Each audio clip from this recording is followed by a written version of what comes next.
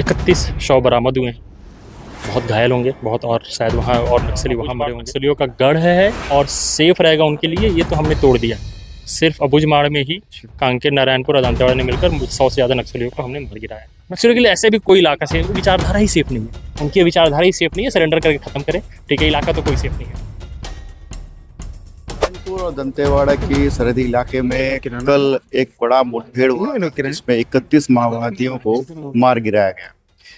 अब तक बस्तर के इतिहास में माओवादियों के खिलाफ एक बड़ा ऑपरेशन था और एक बड़ा नुकसान। कांकेर में 29 माओवादियों को मार गिराया गया था। अब नारायणपुर और दंतेवाड़ा की सरहदी इलाके में 21 माओवादियों को मार गिराया गया। बड़ी संख्या में हथियार भी बरामद किए गए।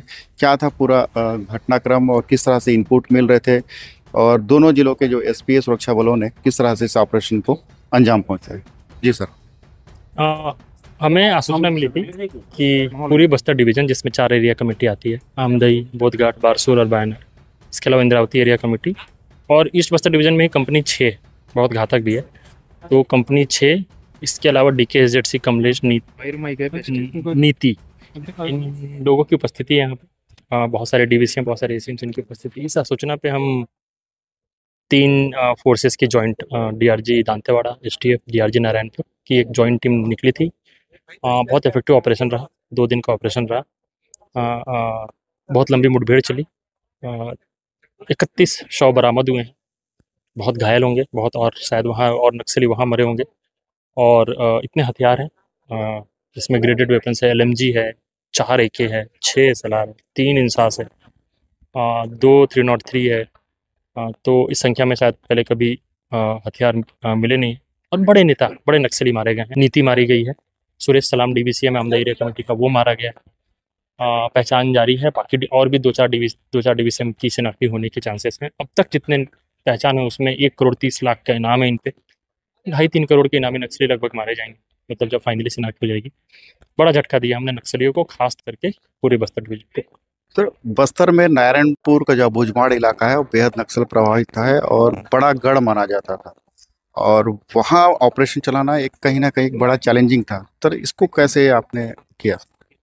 3-4 शब्द मैंने चुने आपके बात से। ये सब साइकोलॉजी है कि बुझमाड़, अबुझ, दूसरा आपने बोला चैलेंजिंग माना जाता था, और तीसरा शब्द बोला आपने गढ़।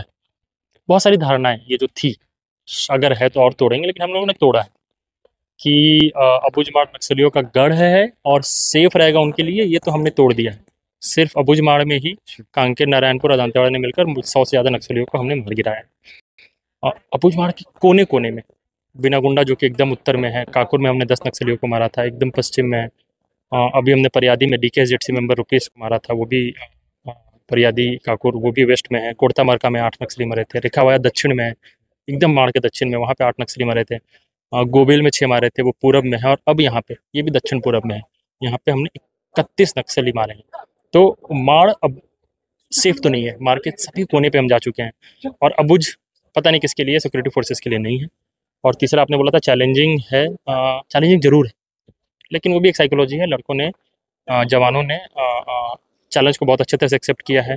5-5 दिन जंगल में एक साथ बिता रहे हैं। परियादी के ऑपरेशन में 5 दिन बाद वापस आए थे, ये भी 3 दिनों का ऑपरेशन था। ये मौसम, इतनी नदियाँ, उसके उफान, नाले, इतने पहाड़, खाना पीना, ऐसी लड़ाई, और 5 दिन जंगल में, तो चैलेंज को उन लोगों ने एक्सेप्ट कर लिया और उसको बहुत ही सिंप्लिसिटी से फेस भी किया। सर, तो उस इलाके में कितने कैडर नक्सली थे और किन किन कमेटी के थे, किस तरह की जानकारी? 50-60 नक्सलियों की आसूचना थी। ईस्ट बस्तर डिवीजन, उसमें 4 एरिया कमेटी मैंने बताया था, आमदई, बोधघाट, बायनार और बारसूर, इसके नक्सल लीडर्स थे।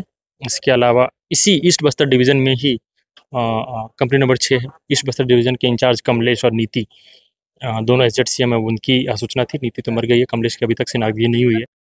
इसके अलावा वहीं पे इंद्रावती एरिया कमेटी बगल में है, तो उसके लीडर्स कुछ हैं, और प्लाटून 16 के कुछ लीडर हो सकते हैं।